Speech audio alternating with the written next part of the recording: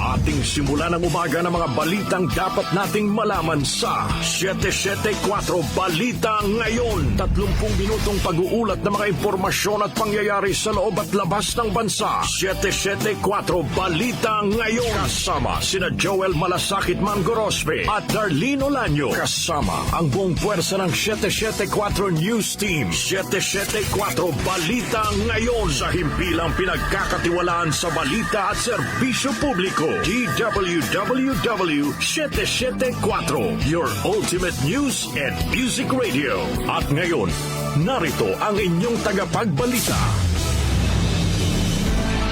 774 Balita Ngayon. Magandang umaga Luzon, magandang umaga Visayas at magandang umaga Mindanao. Sa lahat po ng mga nakatutok sa DWWW 774 sa 107.9 WHTFM sa Dagupan City. Araw ho ngayon ng Biyernes, May 16, 2025. Narito na ang 774 Balita Ngayon. 774 Balita Ngayon. At sa ating headlines, 81.65% o pinakamataas na voters turnout sa kasaysayan ng midterm election sa bansa na itala noong May 12. Court of Appeals binaligtad ang pag-absuelto ng Muntinlupa RTC sa isa sa mga drug case ni dating Senadora Leila de Lima. Dating Presidential Spokesperson Harry Roque, Cassandra Ong at 48 at iba pa. Pinaaresto na po ng korte. Random manual audit sa 2025 elections makakasagot sa mga pagdududa sa resulta ng halalan ayon po yan sa isang election lawyer. 20 katao patay sa mga insidente ng karasang may kinalaman sa halalan. Senate President Francis Escudero ipinaubaya na sa mga kapwa-senador ang pananatili niya bilang leader ng Senado. At sa Metro News naman, 55 million pesos na halaga ng Peking luxury products nasabat sa 3 lungsod sa Metro Manila. Sa ating Science and Technology News, unang open fetal surgery na isinagawa sa Pilipinas naging matagumpay. Sa Lifestyle News naman, isang rare blue diamond nabili sa halagang halos 1.2 billion pesos sa isang auction. Sa ating music trivia ngayong petsa ipinalabas sa telebisyon ang performance si Michael Jackson para sa awitin na ang dance move ay naging isang global hit. Ano ang kantang ito? Alamin. At sa balitang kakiba naman po natin, isang zoo sa Amerika gumamit ng puppet sa pag-alaga ng inakay na buitre. Yung inakay na buitre. Alas 6:35 ng umaga, kami ho yung mga tagapagbalita, Joel Malasakit Mangorospe. At Darlene Olanyo. At iba pang sa mga balitang naglalagab live ngayong araw na ito. 774 Balita Ngayon. Umabot na ho sa 81.65% ang voters turnout sa nakalipas na 2025 elections na itinuturing ng pinakamataas sa kasaysayan ng midterm election sa bansa. Ayon kay COMELEC Chairman George Garcia, mahigit 55 million ng mga botante mula sa 68.6 million registered voters ang bumoto sa nakalipas na halalan. Ang voters turnout sa nakalipas na eleksyon ay mas mataas sa 75.90% na naitala naman ng 2019 midterm elections.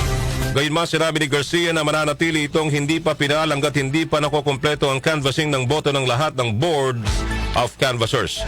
Inihayag ni Garcia na malaking factor sa mataas na voters turnout ngayong 2025 elections ang pagboto ng mga kabataan na bumuo sa majority ng mga botante sa nakalipas na halalan. 774 Balita Ngayon. Pinawalang bisa ng Court of Appeals ang pagpapawalang sala ng Muntinlupa Regional Trial Court Branch 204 sa isa sa mga illegal drug cases na kinakaharap ni dating Senadora Leila de Lima. Sa naging acquittal ni de Lima noong 2023, nakasaad na naging basihan ng Muntinlupa RTC ang pagbawi ng salaysay ni dating Bureau of Corrections o Bucor Chief Rafael Ragos na una nang nagsabing siya ang naghatid ng drug money kay de Lima. Ayon sa CA, hindi maayos sa sinuri ng RTC ang kredibilidad ng pagbawi ni Ragos ng kanyang testimonya at kung paano ito nakaapekto sa kabuuang ebidensya ng prosekusyon.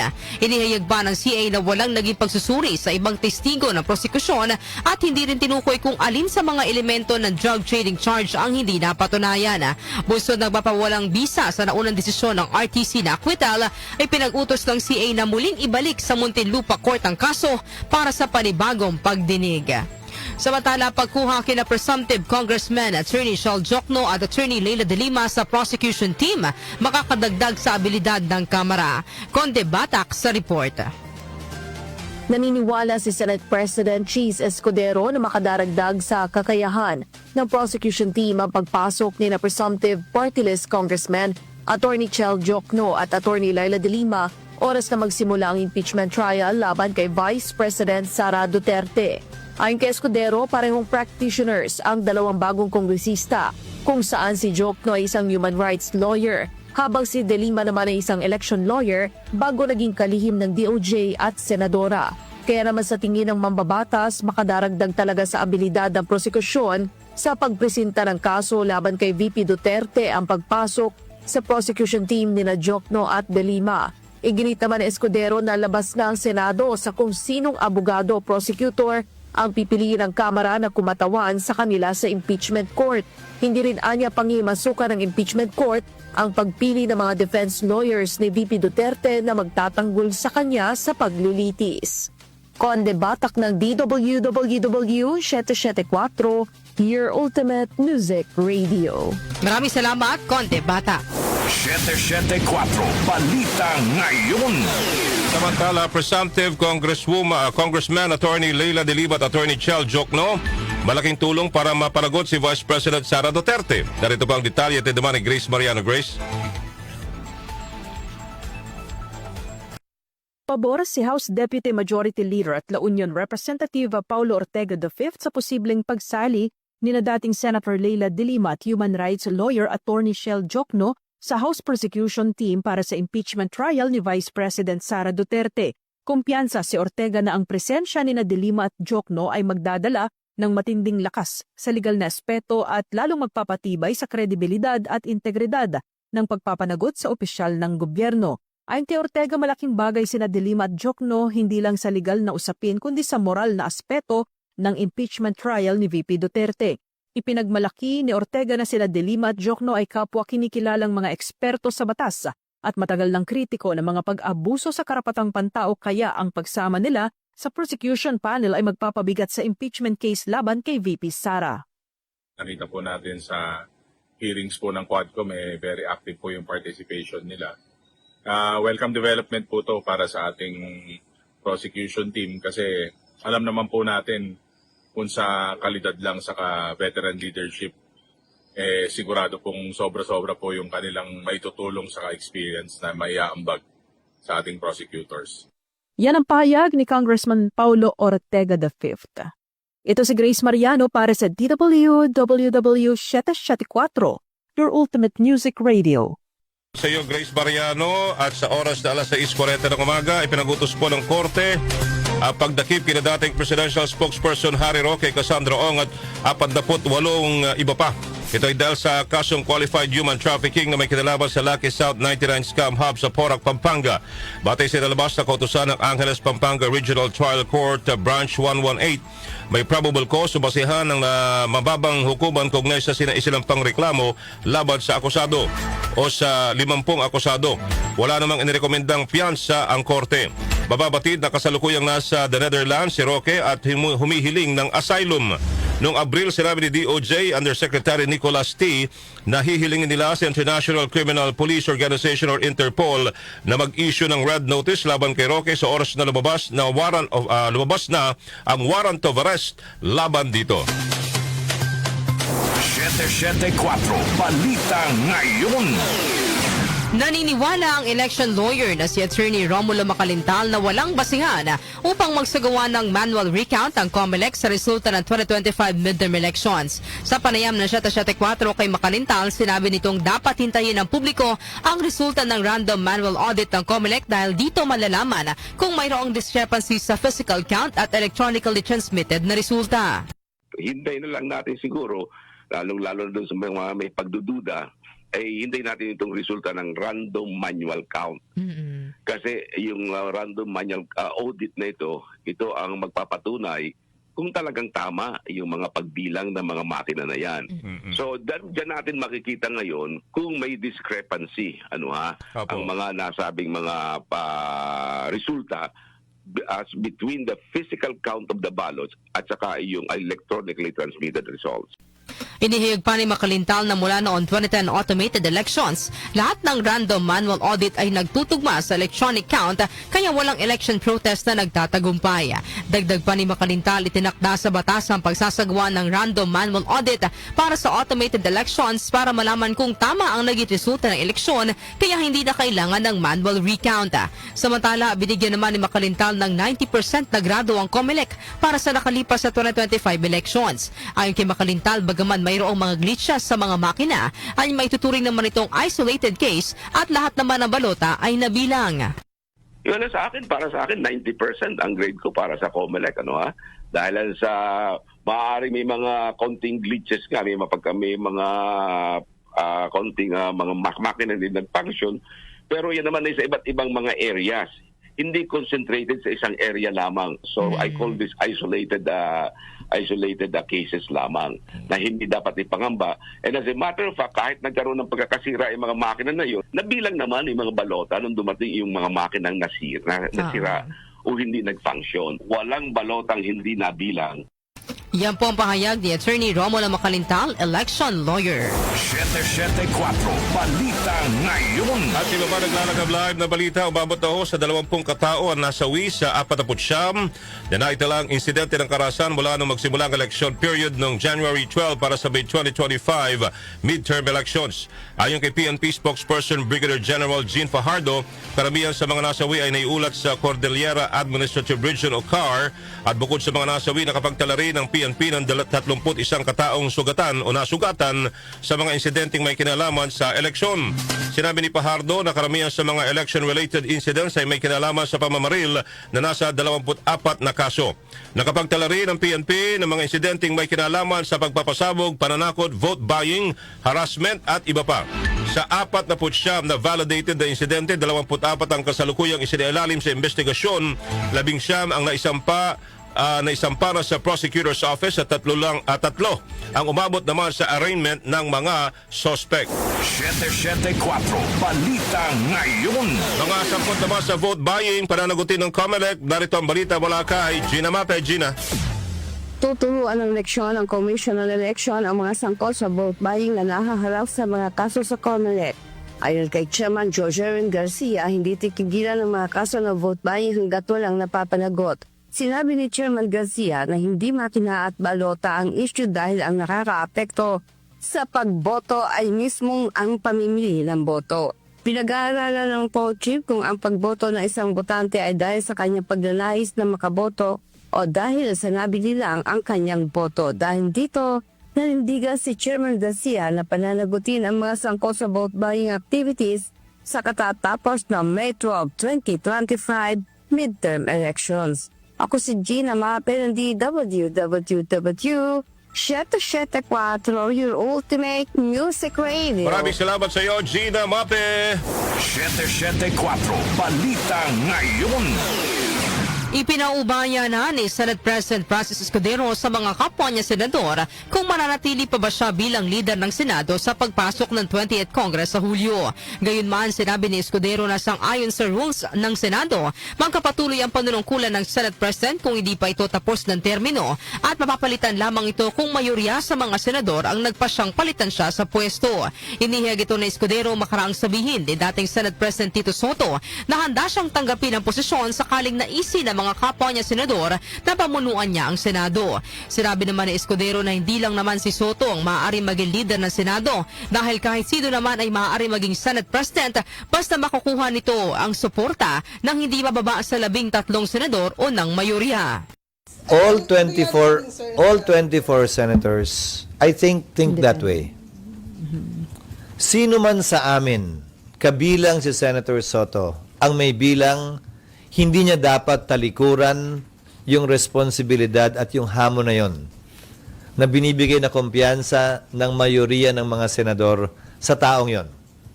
So, hindi unique yung posisyon yon. Posisyon yan, naniniwala ako. Pananaw yan, naniniwala ako. At paninindigan, dapat yan, naniniwala ako, ng bawat senador. Dahil wala namang qualification ng Senate President. Ang qualification lamang, dapat miyembro ka ng Senado. Yan po ang pahayag ni Senate President Francis Escudero. 774 Balita Ngayon. oras po natin ay 14 na minuto bago mag-alas 7 ng umaga. Kami pa rin po yung mga tagabagbalita, Joel Malasakit, Man Gorospe. At Darlene Olanyo. At si Mapang naglalagab live ang totoong mga balita. Metro News. Metro News. The Metro News sa abot po sa 55 million pesos na halaga ng peking luxury items ang nasabat ng National Bureau of Investigation Intellectual Property Rights Division sa 3 lungsod sa Metro Manila. Isinagawa ang crackdown makaraang makatanggap ng reklamo ang mga otoridad mula sa Kisumbing Torres Attorneys at Law na kumakatawan sa mga luxury brand na Oakley, Gucci at Yves Saint Laurent.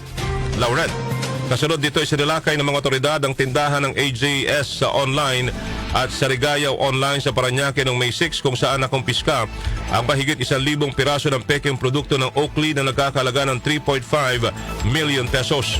Mahigit 1,000 piraso naman ng peking produkto ng Gucci at Yves hindi kasi ako mahilig sa bagay, I don't know how to pronounce it, Saint Laurent, ang nasabat mula sa 4 na tindahan sa Binondo, Maynila at isang bodega sa Malabon na tinanayang nasa 51.6 million pesos naman ang halaga.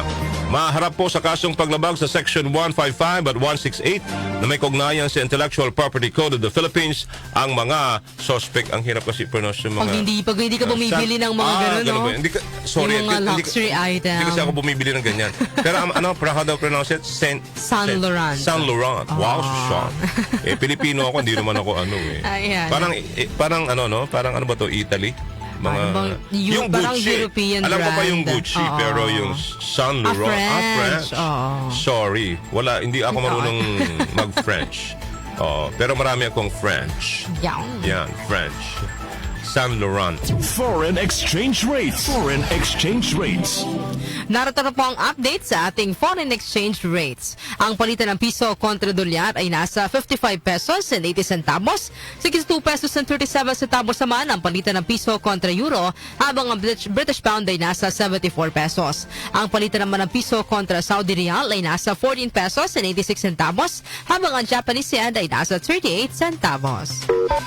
Lotto results. Lotto results. At sa ating Lotto results naman, update na tayo. May nanalo ba? Jonah Bakiran, go, go, go. Narito na ang mga lumabas na winning combination sa Super Lotto 649 na binola kagabi May 15, 2, 5, 18, 13, 45 at 14, kung saan walang nakapag-uwi ng 20,618,241 pesos and 80 centavos. Ang bola naman sa Lotto 642 ay ang 22, 14, 24, 21, 8 at 6, kung saan wala namang nanalo ng 48,153,537 pesos and 40 centavos na jackpot prize. Ako po si Jonah Bakira na nagsasabing wag lang umasa sa bola, tumaya sa buhay para maka-jackpot ka ng tagumpay. Maraming salamat, Jonah Bakiran. Science and technology. Science and technology.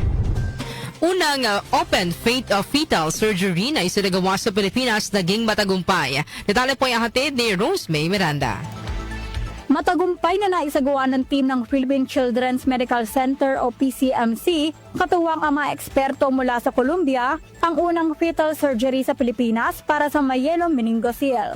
Sa isang Facebook post, inanunsyo ng PCMC na ang operasyon ay naganap noong 26 ng Marso ngayong taon sa PCMC Perinatal Center. Nagpapakitaan nila ang tagumpay na ito sa matatag na commitment ng PCMC sa pagbibigay ng world-class at life-saving medical care para sa bawat batang Pilipino. Samantala, inihayag ng Mayo Clinic na ang myelomeniingocele ay isang most serious type ng spina bifida, isang kondisyon kapag hindi nabubuo ng maayos ang spine at spinal cord. Ito ay isang uri ng depekto sa neural tube, ang isang structure sa isang umuusbong na embryo na kalaunay nagiging utak at spinal cord ng sanggol, gayon din na nagiging tissue na bumabalot sa kanila. Karaniwang nakalantad ang mga tissue at spinal nerves ng mga sanggol na nagre-resulta sa pagiging prone nila sa mga mapanganib na impeksyon.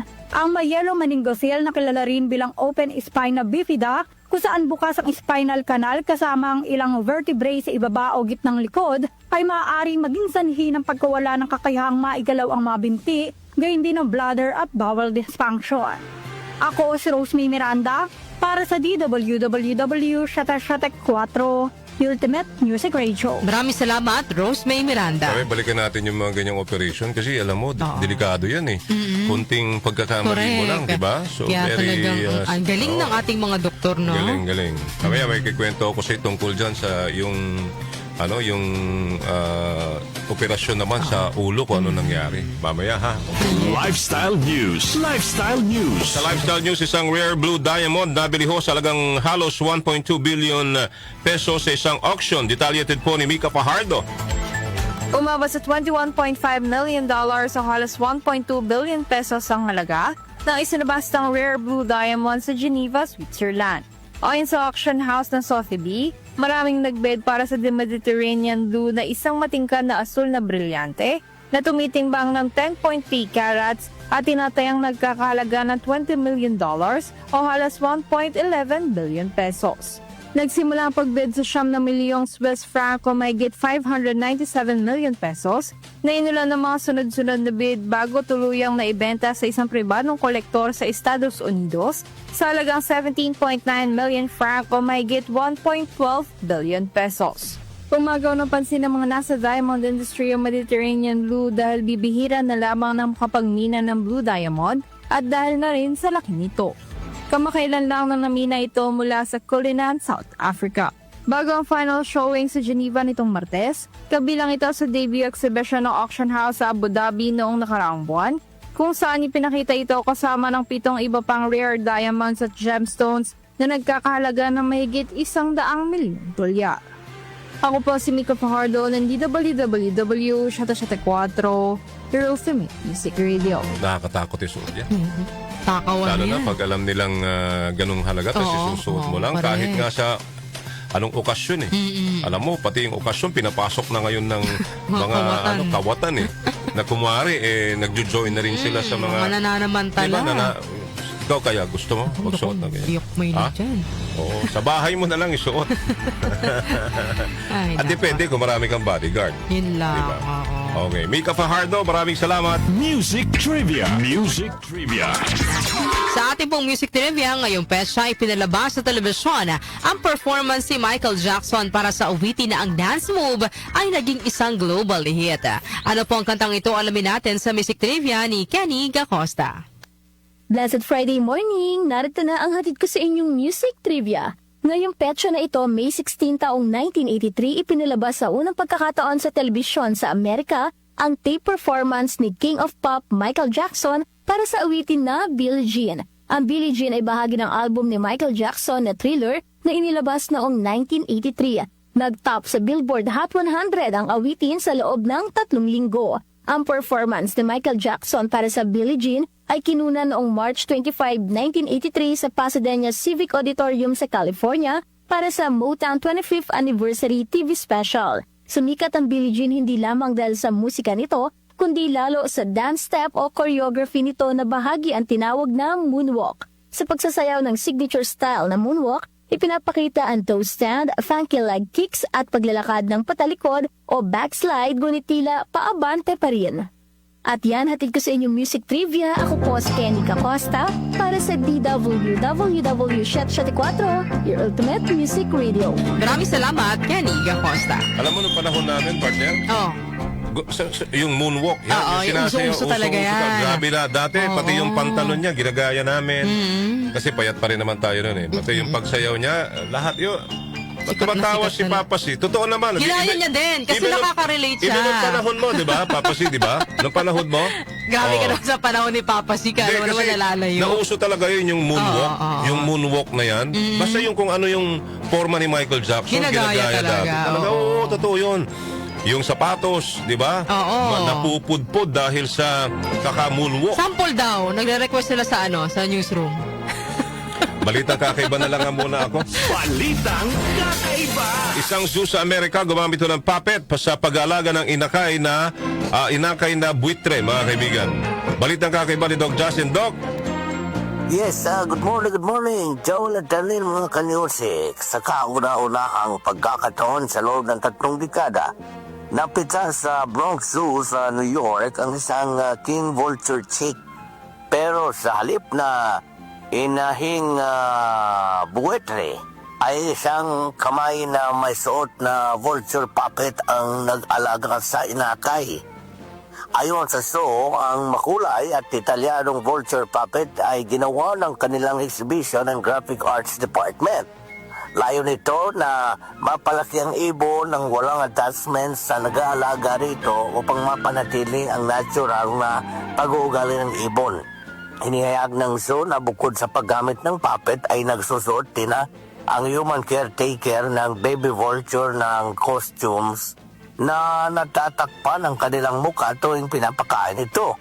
Ang pamamarang ito ay bahagi ng mas malawak na pagsisikap na mapangalagaan at maparami ang rin na hayop sa ligtas ngunit controlled na habitat. Ayon, vulture, no? May mga nakita kong video ng vulture na nangangain, ano? Okay. Anyway, yan ating balitang kakaiba ngayong araw na ito. Ako si Doc Justin. Just out na ko. Thank you.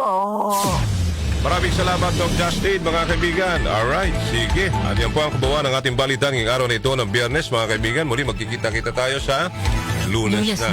Lunes na.